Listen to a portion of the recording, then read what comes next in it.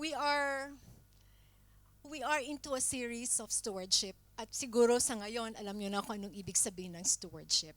Ibig sabihin, ang pamamahala, pagva-value ng mga gifts at mga resources na ibinigay sa atin ng Panginoon for His glory. Last Sunday, I think Bebot talked about talents. At ngayon, I will talk about a more, hindi ko sinasabing mas importante to, but a basic gift na ibinigay sa atin ng Panginoon. Ito yung gift of time. Okay. Yung lahat yung buhay natin here on earth is set on time.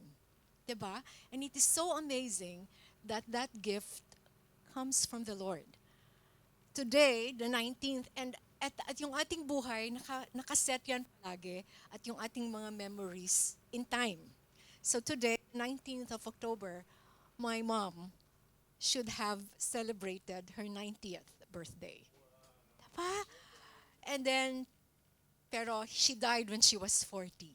And in that 50 years, niisip ko, ano yung nangyari in that 50 years, di ba? All I have are glimpses and memories of her. Although when she died, I was old enough to have these memories. Kaya every time I think about her, I write about her para lang hindi mawala yung remembering at yung memory ko about her. And then 2 days ago, my second grandchild was born. Okay. So parang wow, sabi ko from from a 90-year-old great grandma to a how many days old grandchild. And here I was in the middle of it. Sabi ko, ibang klase talaga yung panahon, no? And then I am turning 65 in the next few months. So in the 65 years, thank you, wow. May Joyo card na ako, 5 taon na. And in those 65 years, hindi ko ma-encompass all that has happened in my life. And all I have are memories, all I have are rememberings. And minsan alam ko those memories are even filtered, or they're not even exactly how they happened, but it is how I remember them. So grabe talaga yung gift ng time na yan. This phrase, ito yung ating question. Do you realize that the time is God's gift to us? And how do we value it? We take time for granted. And time is absolute. It is something that is set and embedded in our lives. It is something that we cannot get away from. It is something that we have to live, right? So when I think of this verse, uh, so teach us to number your days, that it may give us, teach us to number our days, that we may get a heart of wisdom. Pag may nagbe-birthday, lagi kong pinapadala itong verse na to. Kasi it reminds somebody na, oy, birthday mo ngayon, kamusta ka na? How did the past years, or how did the past days revealed. How did the past days, paano pinakita nung mga nangyari in the past days before your birthday? And then, ano yung ginawa mo in the past year? Usually, we think about it every year. Diba, pag nagbe-birthday tayo, wow, tumatanda na ako. Anong nangyari nung last year? What happened to my life in the last year? Ako ba ay lumago na sa Panginoon? Have I gained a heart of wisdom? And have I learned how to number my days? How to number your days means simple, in simple terms, is stewardship of your days. How you manage and how you value the days of your lives. It means giving value to time. And how do we do this? Kasi parang nandiyan na eh. Parang it's just so part of our life, we take it for granted, yung oras natin, no? Although, every minute of our lives, minute pa lang, at lahat ng mga salita natin are always associated with time. So how do we number our days that we may gain a heart of wisdom? Number one is to understand time. Ano ba ang time na yan? What kind of a gift is it? And how do we value it? We value it by understanding it and by embracing something that has been given to it and given to us from the very beginning of time. So we will begin from the very beginning. So ito yung umpisa, no? In the beginning, walang time. Sabi sa Bible, God created heavens and the earth. The earth was without form and void, and darkness was on the face of the deep. And the Spirit of God was hovering over the face of the waters. Can you imagine that kind of world? Walang ka-form. Okay. So, yun yung umpisa na walang time. No? So, yung ating key verse begins with how God created time. Nung umpisa pa lang, then God said, "Let there be light," and there was light. And God saw that light, and it was good. Then He separated the light from the darkness. And in verse 5, God called the light day, and the darkness night. And evening passed, and morning came, marking the first day.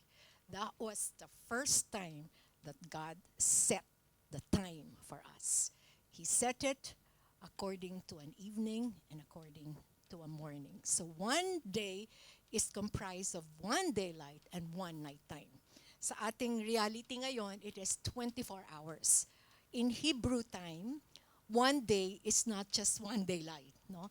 It encompasses the daytime and the nighttime. So we are expected to do our work during the daytime, and during the nighttime, we're expected to rest, and God does all of the work during the nighttime. Kaya nga nakakapahinga tayo kasi nagtatrabaho yung Panginoon. Not that He was not working during the daytime, but most of His work, sabi sa Hebrews, sabi ng mga Hebrews, He does it during the nighttime. So that was the first day. Can you imagine? Lumaki lang tayo, ang tagal-tagal na, 65 na ako. Marami pang decades and centuries na nakalipas na na-set na pala ng Panginoon yung oras. That is so amazing. And this gift, no matter how we take it for granted, no matter how we see it as an amazing gift, it also scares us. Kasi alam natin, according to the verse, alam natin that there is an end to this time on earth. Kaya nga we are taught how to number our days.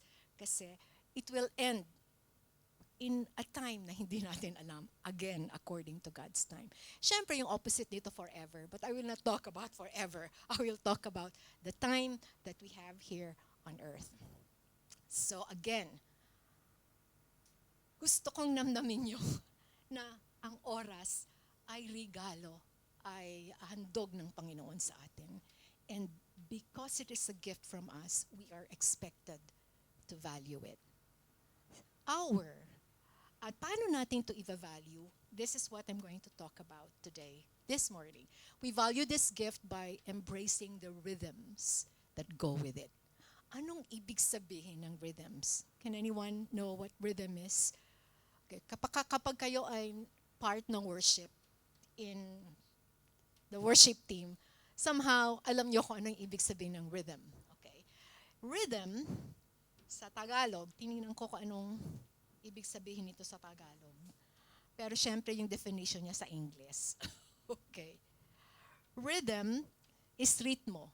It refers to the systematic arrangement of musical sounds, emphasizing duration and periodic stress. Yung iba, pag rhythm yung naririnig nila, iniisip nila kumpas. No? Naisip ko nito si Sister Christy. Kumpas often relates to the beat or meter in music. At yung iba naman, kapag ikaw ay dancer or ikaw is a poet, you write poetry, aliw-iw. This is a new word for me. Aliw-iw and indayog. It can describe the flow of movement in music or poetry. Lahat to, it capture the essence of rhythm. Pero sa time, in time, rhythm consists of repeated patterns. Okay? So 60 seconds in a minute, 60 minutes in an hour, 24 hours in a day, 7 days in a week, 52 weeks in a year, and so on. And then we have the four seasons: winter, spring, summer. Yay! Magfo-fall na raw next week. Okay. So amazing. Sa lahat ng ito, iba-iba yung rhythms na isinet ng Panginoon. And we should be thankful that we are surprised. And at the same time, alam na natin, we're not surprised only, but at the same time, we expect the rhythms that come with this time. So, ito yung part, lahat ito ay kaparte ng gift sa atin ng Panginoon. And each day of creation, He gives us a different rhythm to enjoy. Kaya napakaganda talaga ng regalong ito. And I hope that after this conversation, you will not take time for granted and you will understand it more and better so that you can steward it. Ginamit ko na siyang verb. You can steward it or you can manage it better. So ang title ng ating conversation is In Sync with Time. Ano bang ibig sabihin ng in sync with time? Ibig sabihin nasa timing tayo, no? Ako talaga wala ako sa timing pag kumakanta. Kaya hindi ako pwedeng sumali, no? Sa worship team. Kahit na maganda yung boses ko.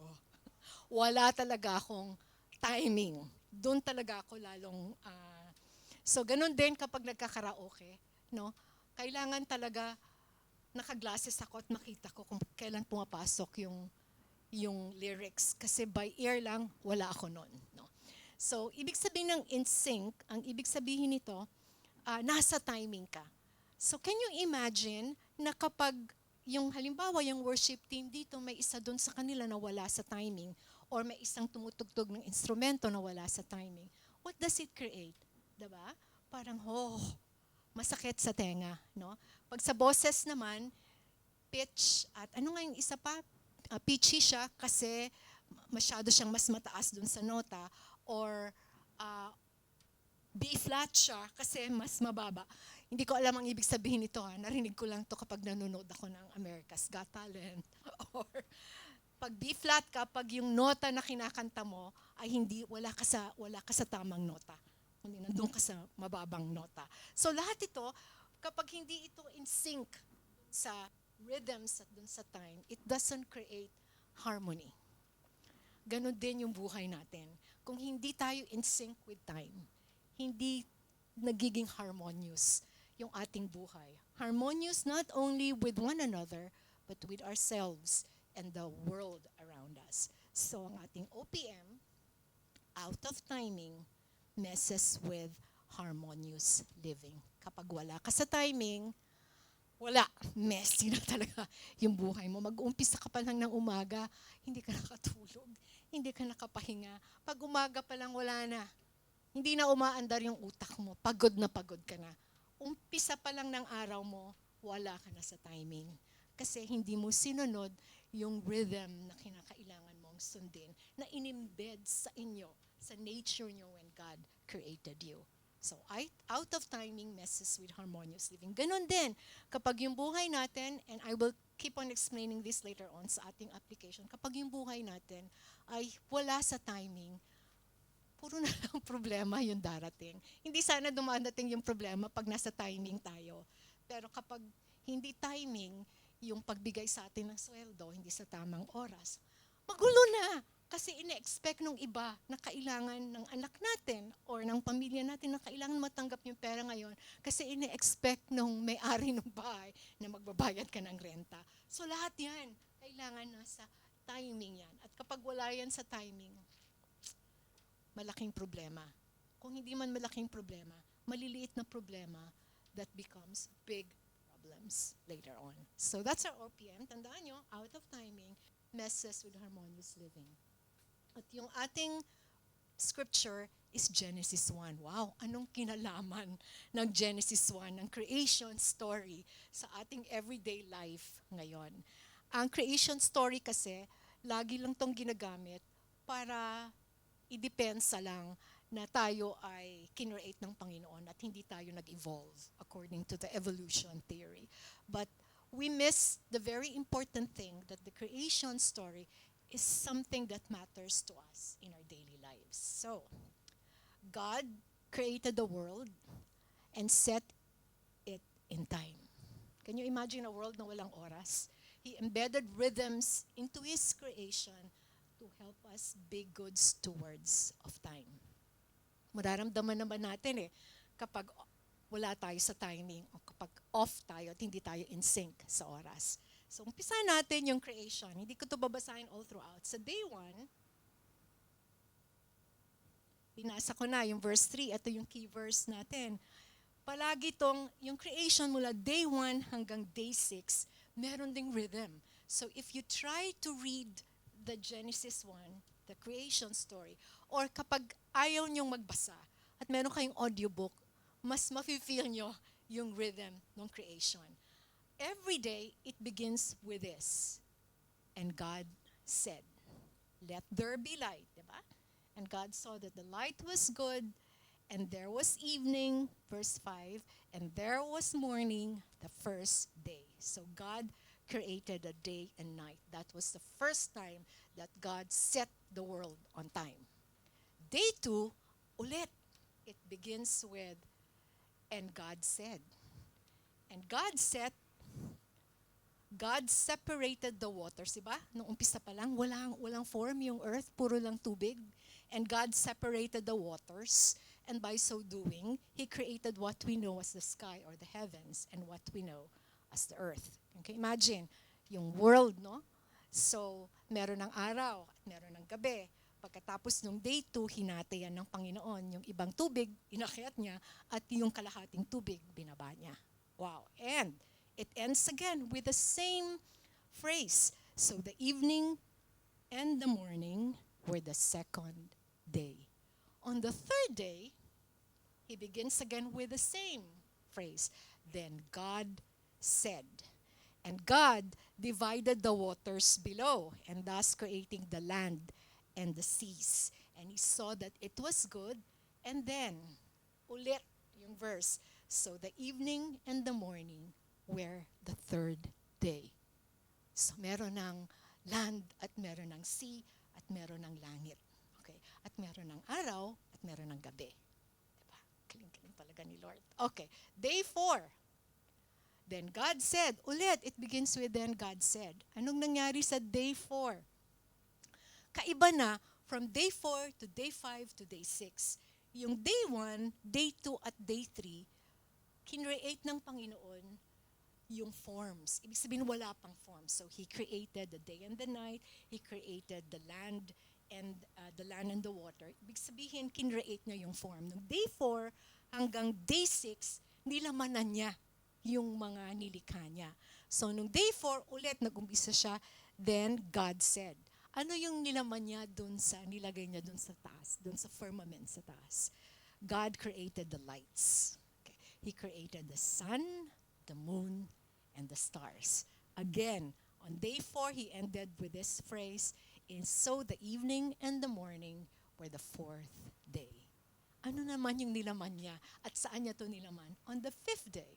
On the fifth day, God said, then God said ulit, let the waters abound with an abundance of living creatures, and let the birds fly above the earth across the face of the firmament of the heavens. So, ibig sabihin, God created the sea creatures and the flying creatures, the bird. And again, He ended it with this phrase, so the evening and the morning were the fifth day. Ano ang kinreate niya nung ika-sixth day? Ika-sixth day, then God said, again, it begins with God said, God, let the earth bring forth the living creatures according to its kind, cattle and creeping things and the beasts of the earth, each according to its kind. And then, then verse 27, then God created man in His own image. We know this verse very well. The image of God, He created him, male and female, He created them, and so on. And then He ends it, so the evening and the morning were the sixth day. Okay, so, and God said, and then He ends it with a phrase, so the evening and the morning were the nth day. 6 days. 1, 2, 3, first 3 days, He created forms. Out of yung formless earth, binigyan niya ng form. On 6, 7, on 4, 5, 6, nilagyan niya. He created kinds that He had to put inside into those forms, including us, humans. Okay. So, parang yung beat niyan, kung may metro ka, 1, 2, 3, 1, 2, 3. Pero on the seventh day, nag-iba. And so we go to Genesis 2. We just go to the first and second verses of Genesis 2. Thus, the heavens and the earth and all the hosts of them were finished. And then we go to day 7. This time, hindi nag-umpisa si God dun sa phrase na, and then God said. Okay. This time, umiba na. No? Umiba na yung kanyang ginamit. Umiba na yung rhythm, kumbaga. And on the seventh day, God ended His work, which He had done. And He rested on the seventh day from all His work which He had done. Then God blessed the seventh day and sanctified it, because in it He rested from all His work which God created and made. Parang in other versions, no, yung seventh day was mentioned twice. But in most of the versions, the seventh day was mentioned 3 times. Parang napaka-importante nung seventh day. Na the seventh day is probably more important than the first, second, third, fourth, fifth, sixth.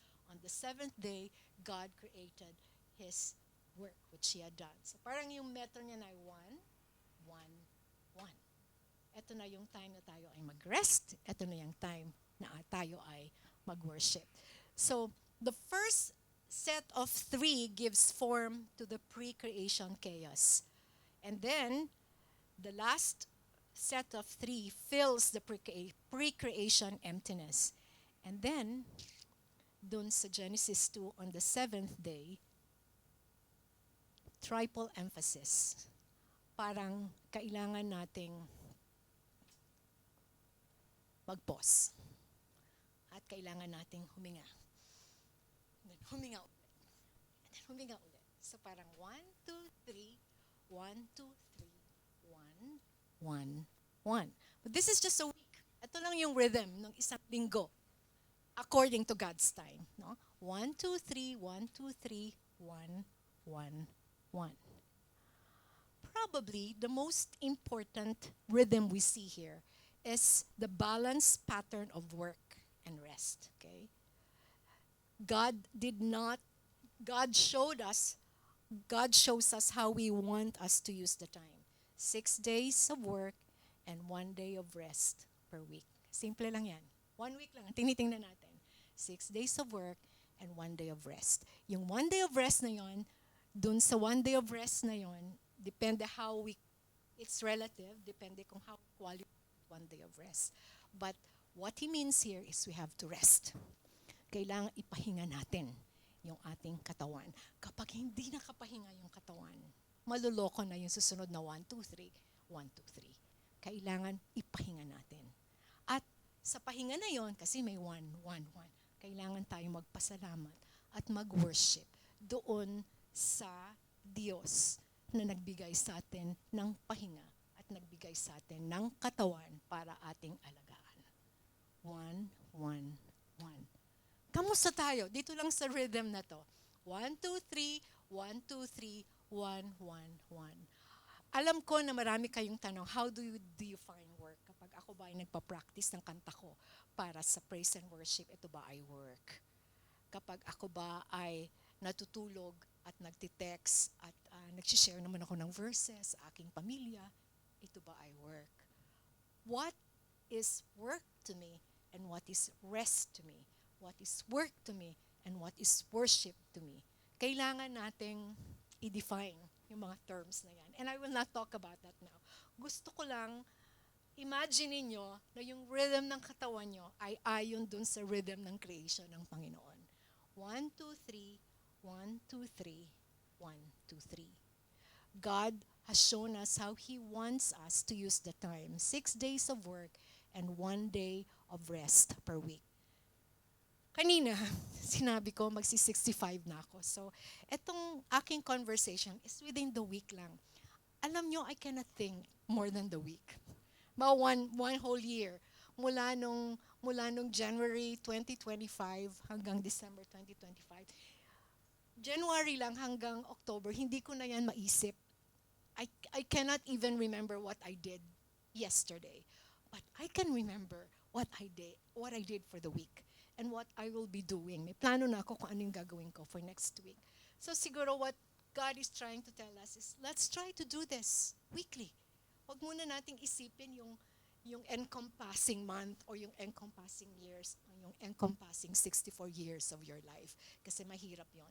And always, He will always reminds us in terms of time kung ano man yung gusto niyang ipaalala sa atin. When you reach my age, you think na by day or by week. Mahaba na yung week. You think na by day or by week. Nahirapan ka nang mag-isip ng isang buwan. No? At hindi ka na nga nakakaisip pag wala kang tulog. I used to call myself a night owl kasi yung aking creativity gumagana during the night. I used to work during the night. No, dati nung kabataan ko pa, wala pa akong anak, nagdi-DJ ako, nasa advertising agency ako. Ang trabaho palaging red eye. Okay? So kaya naman ng katawan, 'di ba? And then you create, you work. Pero those days are gone now. In the morning, dun maliwanag yung isip ko. Sa gabi, hindi mo na ako, I cannot even think. I cannot even, lahat siguro kapag ako ay mini-message niyo paggabi, siguro yung sagot ko, babalikan ko yun sa umaga. Tama ba yung sinagot ko? Kasi wala na akong, I don't really think what I do during the nighttime at hindi na umaandar yung utak ko. I don't know about you. So it is for me vital that I follow this rhythm. So kaninang umaga, kagabi, matutulog na ako ng 10 o'clock. Naalala ko, hindi pala ako nakapag-announcement. Tapos, minessage ko si Liz. Liz, eto yung aking statement sa aking conversation. Hindi nakasagot si Liz. In my mind, buti pa si Liz, ang galing-galing niya, natulog siya ng maaga. Kasi 10 o'clock yun 10 o'clock matutulog din ako. Bahala na kung walang announcement. In the morning when I woke up, hindi pa nga ako tumingin sa laptop ko. Nagtimpla lang ako ng kape. Pagkatas tininan ko yung laptop ko, may sagot na si Liz. At sinabi na, maaga daw siyang natulog. Sinabi ko na nga ba. Parang gusto ko sumagot sa kanya, maaga din akong natulog. So kanina lang hinabol namin yung announcement. But I'm not saying that I'm older than she is. Maybe I am. Pero pareho kaming kailangan naming matulog. At least ng 8 hours a night para kami makapag-function the following day. I don't know about you. Minsan, hindi ko ma-wrap around my fingers kung gaano kayo kasipag. At yung kasipagan na yun minsan, gusto kong tirisin. Kasi hindi kayo nang papahinga. Okay. Pahinga yung pumunta kayo sa church, pero pag kayo ay nag-extra work, ganyan, no? Hindi yun pahinga, mga kapatid. No? Kailangan kayong magpahinga. Okay. Halimbawa lamang sa gabi, no? Kailangan at least maka 5 to 6 hours kayo. Look at your contracts. Pati sa kontrata nyo, nandun yung rhythm na 1, 2, 3, 1, 2, 3, 1, 1, 1. Ibig sabihin, you are requested and you are expected to rest. To rest. Kasi the minute na ito ay sinira nyo, okay, or hindi nyo sinunod yung rhythm na yon, magkakasakit kayo. O kaya magmi-mess, hindi na maganda yung takbo noong araw nyo and the days that is to come. Kaya nga alam to ng Panginoon. Sinabi kanina ni Sally, the Lord is omnipotent, omniscient, ano nga yung isa? Omnipresent. Ibig sabihin, alam niya yung lahat. So alam niya kung anong nakakabuti sa katawan nyo. And He said this even before you were born. He set the rhythm of time even before you were born. Sabi ni Eugene Peterson, and I want to put this here, no? The understanding and honoring of time is fundamental to the realization of who we are and how we live. Violations of sacred time, hindi ibig sabihin ng sacred time yung time lang na kayo ay nagwo-worship sa simbahan. Every minute of your life is sacred time kasi ito ay gift ng Panginoon. Violations of sacred time become desecrations of our most intimate relations with God and one another. Nakita ko na yung Tagalog ng desecration. Paglalapastangan ng ating relasyon sa Panginoon at sa isa't isa. Imagine, if you don't, di ba, pag nalilate lang isang tao, ngit-ngit ka na, o kapag sinubab ka at hindi ka sinipot, ngit-ngit ka na. Bakit hindi ka nakasipot? Kasi may nangyari. Bakit may nangyaring ganon? And then when you try to trace it backwards, nakikita nyo, kasi you violated the rhythm of the time that God has set in your bodies and has set in your life. So sabi niya, hours and days, weeks and months and years are the very stuff of holiness. Kasi ano nga bang ibig sabihin ng holiness? We are set apart by God. And if we are set apart by God, naka-embed sa ating katawan, sa ating nature, yung rhythm ng oras. When time is desecrated, life is desecrated. Kamusta kayo mga kapatid? Okay ba ang time nyo ngayon? On time ba kayo? In sync kayo sa oras? Okay. Out of timing messes with harmonious living. And I could apply this over and over again. Sa inyong mga groupings, paano nagme-mess out ito sa harmonious living? Ang dami-dami niyong pwedeng mabigay na example. Hindi lang kayo nakatulog nung gabi kasi pinanood niyo yung Korean drama. So nakatulog kayo ng alas 3 ng umaga. So kailangan niyong magising ng alas 6 para makapagtrabaho kayo or so that you could catch the bus. Hindi niyo na-miss yung bus. Na-miss niyo pala yung bus. So paglagay niyo yung bus na susunod ay 30 minutes later o 45 minutes, wala na. Pagdating niyo sa place of work, pinagalitan na kayo kasi late na kayo. Or may nangyari na dapat nandun ka and you're responsible for it. Out of timing messes with harmonious living. Halimbawa lang, paggabi, kailangan may hinihintay kayong tawag. Okay? Ang tagal-tagal nung tawag na yon. Kapag, are you a kind of person na talagang maghihintay kayo? Or meron kayo nakaset up na schedule at gagawin mo yung schedule. Kung tumawag siya, di tumawag siya. Kung di siya tumawag, di wag siyang tumawag. And then, if she calls or he calls, siguro mga 2 hours later, wala ka nang nagawa dun sa 2 hours. Kasi naghintay ka lang nang naghintay. Nilapastangan mo yung oras. Wala kang nagawa. Naghintay ka lang nang naghintay. And it's not only harmonious living with one another, but with yourself, sa katawan nyo. Lalo na dun sa mga 40 and above, na in the midst of menopause, 50 and above, yung mga senior, alagaan natin yung ating katawan. Kailangan talaga natin po ng pahinga. Minsan, yung ating nararamdaman, nakukuha lang yan sa tulog. Pag masarap lang yung tulog natin pagka umaga, nakukuha sa mainit na ligo. And then, just make sure na kung lahat naman tayo, it happens, no? Lahat naman tayo, merong mga time talaga na out of timing tayo. For reasons na hindi natin makontrol. Yun palaging sinasabi natin. But time is embedded in us. It's a gift for us. And there is no reason such as hindi natin makontrol. Kasi hindi natin talaga makokontrol yung oras. Sasakyan lang natin siya. We ride on the time that was given to us. We value it by being in sync with its rhythm. So ano yung challenge natin? Merong 2 kaaway daw ang oras. Ito yung hurry. Lagi tayong nagmamadali. Hurry turns away from the gift of time in a compulsive grasping for abstraction that it can be possessed. Kasi sabi ko lang, and control. May ugali akong ganyan. Meron akong to-do list every day. So, chine-check ko yung aking diary. Naku, hindi ko pa ito nagagawa. I have I have an injury on my left leg. And I live in a flat where there is no lift.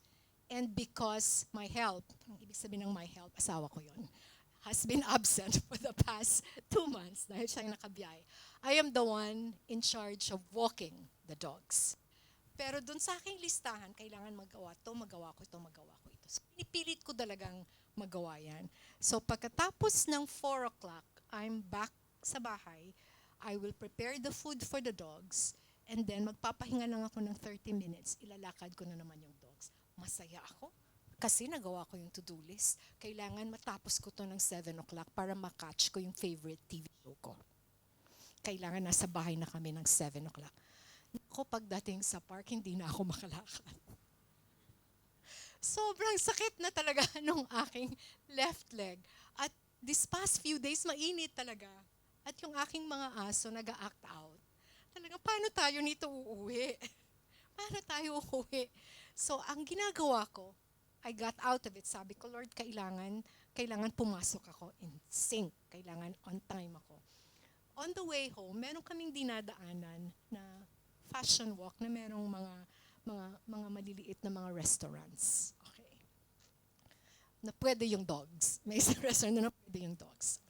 Sige na nga, mag-one glass tayo of wine. So, upo kami doon at mag-order ako ng isang glass of wine. Tapos pahinga-hinga, kanyan. Binibigyan nila palagi ng tubig yung dogs. After that, na umpawan. Anong umpawan? It's an Ilonggo term. Parang na-relieve na ako. Dahil nga medyo yung 1 glass of wine, medyo hindi ko na mararamdaman yung nararamdaman ko. Kasi nga nakainom ka na. Kaya ko nang ibalik yung mga aso ko paakyat sa bahay. Only because I tried to do the 3, 4, 5 sa listahan ko na pwede namang bukas at pwede naman sa weekend. Bakit kailangan kong magawa? Kasi nasa to-do list ko. Hurry. So hurry turns away from the gift of time. May ganyan tayo, di ba? We want to finish everything kahit na hindi na kaya. Kahit na, yaan mo nang magalit si sir o si ma'am, hindi ko na talaga kaya to. Or pwedeng magpapahinga na muna kung magigising ako ng 1 hour before or 30 minutes before my wake-up time so I can do this. Take the 1, 1, 1 beat. Para lang makabalik ka ulit in sync of time. Ano yung isa? Ito yung kabaligtaran ng hurry. Procrastination is distracted from the gift of time in a lazy, inattentive, or by a procrastinating inattentiveness to the life of obedience and adoration. Ang haba, no? Ibig sabihin lang yan, nagpo-procrastinate ka lang. Meron ngang isang t-shirt daw, procrastination, na nakalagay doon sa t-shirt, all procrastinators, tomorrow. So, ganyan ako. May ugali din ako minsan, but I'm more of a hurry person than a procrastinator. Mas gusto kong matapos lahat in a day kasi meron akong feeling na may mangyayari the following day na hindi ko alam, na dadagdag pa doon sa aking to-do list. Although, mali din yon na rationally. I don't tend to procrastinate. Pero, may mga times din na yung procrastination sa akin depende din sa rhythm ng katawan ko. Kasi for example, I am preparing for a conversation. I don't know, siguro yung iba dito, si Bebot, si Liz, si Alfie, makaka-relate sa akin. The first week, mag-iisip lang ako niyan. Ang feeling ko, yung pag-iisip ko, work yun. 1, 2, 3, 1, 2, 3. Doon ako sa 6th day, uupo. Isip pa rin. At doon ko malalagay, na-capture ko na. Kumbaga, ay na-create ko na ang human beings on the 6th day. Na-capture ko na yung title, yung scripture, at yung OPM. And then, on the 5th day, on the 6th day, gabi, before the conversation, tsaka ko binubuo yung message. Kasi doon pa lang siya pumapasok. Kumbaga, yung work, 1, 2, 3, 1, 2, 3, whole week yan. And then I stop on the 5th or the 6th day. And then minsan dapat magre-rest ka na, di ba? On Sunday. Ah, kasi nga, one, rest. On Sunday, ginagawa ko pa yung PowerPoint ko. Kailangan i-submit ko bago mag 2:30. That is, kung 2:30 yung aking conversation. Buti na lang ito kasi last week pa. So, nakapahinga ako. In sync ako. In sync ako ngayon. Kaya I'm more alive this morning than I was yesterday. Than I was uh, last Sunday.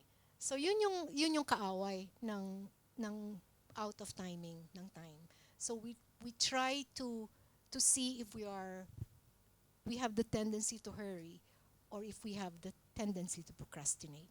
Kapag we have any of those tendencies, okay lang yun, minsan we do that. Minsan we hurry, pero try to find always the balance. Try to go back into the 1, 2, 3, 1, 2, 3, 1, 1, 1. Babalik tayo at babalik doon para makaset ulit yung ating time. Okay? So, ano yung aking challenge sa inyo?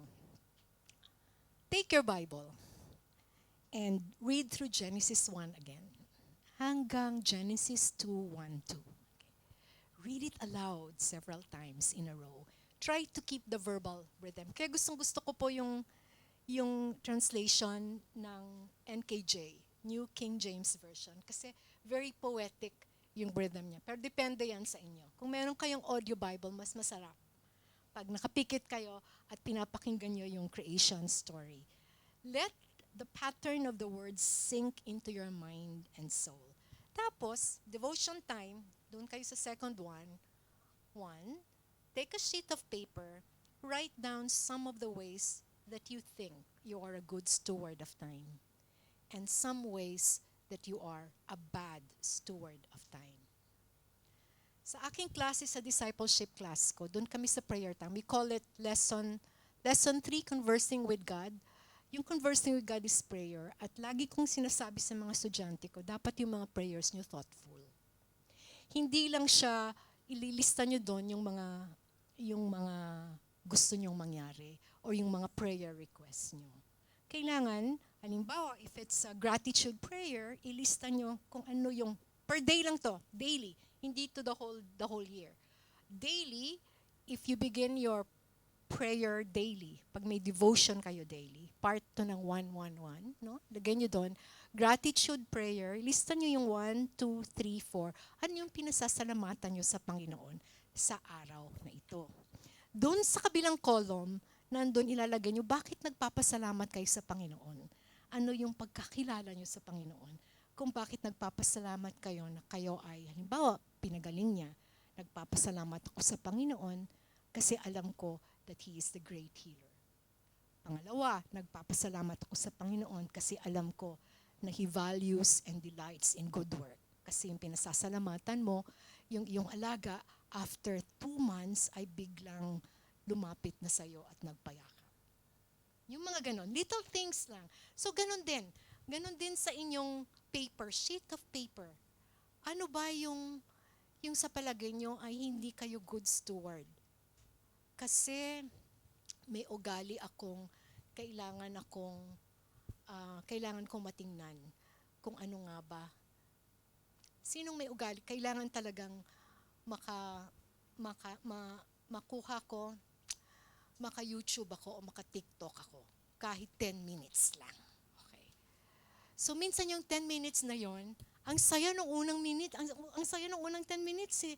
Tapos meron siyang referral sa susunod pa ulit na 10 minutes. So patatakbo ka doon sa 10 minutes hanggang biglang naka-1 oras ka na. Ang TikTok, Panginoon, bad steward of time. Kailangan matuto ako how to moderate it. Or number 2, kailangan matuto ako na isarado ko yung wifi ko. Isarado ko yung aking social media. And then, focus myself on you. Mahirap yun, diba? Ginagawa lang yun minsan, ang aking pinsan ganyan eh. Pag Holy Week, di ba tayo bawal kumain, mga Katoliko bawal kumain ng meat at ng baboy. Sa kanya pag Holy Week, hindi niya talaga binubuksan yung Facebook niya. Parang yun yung kanya. Sabi ko, naku, dapat ginagawa mo yan at least 3 hours a day, hindi lang pagka Holy Week. Okay. What makes you a bad steward? And then why do you think it makes you a bad steward? Ilagay nyo dito, ano ba yung pagkakilala nyo sa Panginoon? Ano ba yung sinabi nyo? Sinabi ng Panginoon. What makes you a good steward? That's gratitude prayer. Bakit? Anong pagkakilala mo sa Panginoon na napaka-good steward mo? And then, compose it into a prayer. Thoughtful prayer. Pagkatapos nun, finally, when you have that, na-compose nyo na, you pray and ask God to help you maintain the areas where you are strong and improve in the areas where you are weak. Especially if you are prone to hurry or you are prone to procrastinate. Ganon yun. Try to look at that in your Bible. So, I will end with that challenge. I will end with this question again, and I have several questions ahead para kung kayo ay magkikita-kita at okay, 2 hours, that's part of worship. Yung koinonias nyo. Yung inyong discipleship, that's part of worship.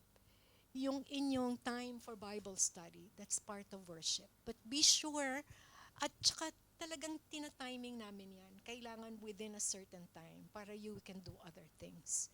So, how do you value time? Kayo ba ay in sync with time? Look back. Huwag mo nang i-look back yung the whole 40 years nyo. Just look back the whole week. Itong week lang. Huwag kayong lumampas sa isang buwan o sa isang linggo. Itong week lang. Kayo ba ay nag-hurry o kayo ba ay nang-procrastinate? Kayo ba ay in sync with time? Bakit kayo hindi in sync with time? Kasi kung itong week lang yung titingnan nyo, you will observe the pattern. Yun yung nangyayari for the previous weeks.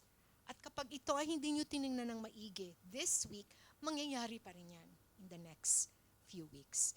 Ilang time ba kayong, how many times is it considered work when you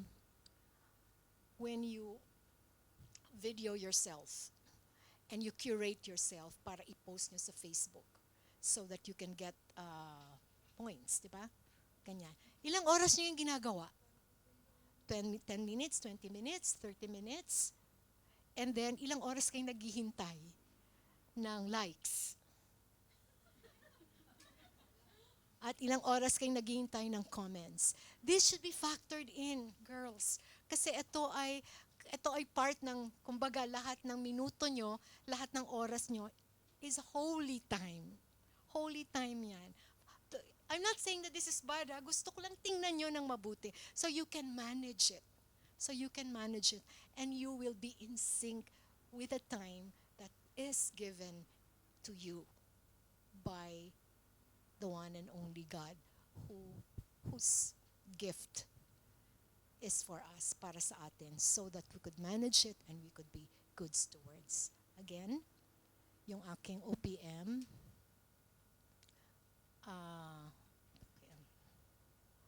out of timing messes with harmonious living.